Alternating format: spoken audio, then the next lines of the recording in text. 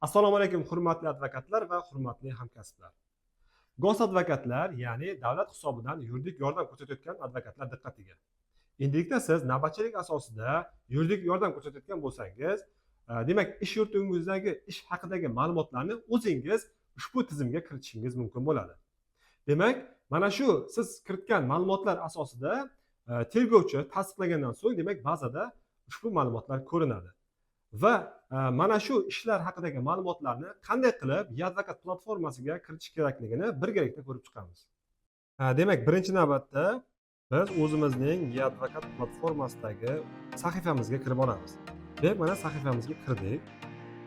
Chap tomonda demak mana orderlarning pastida so'rovlar jurnali va ushbu jurnalga kiramiz. Va demak mana o'ng tomonda qo'shish tugmasi. Demak, mana shu qo'shish tugmani bosganimizda bizga jadval chiqadi. Xo'p, bu yerda biz mana jinoyatchi raqami, demak, shaxsning identifikatsion raqami, telefon raqam, demak, litsenziya qaysiga ixtisoslashgan, demak, mana shu jadvallarni to'ldirib, saqlash va jo'natish tugmasini bosamiz.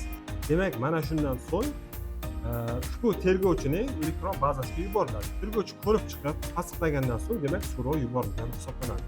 Demak, navbatchi advokatlar mana shunday tartibda o'zining ishlarini mana shu so'rovlar jurnali orqali kiritib borishlari mumkin bo'ladi. Demak, e'tiboringiz uchun rahmat.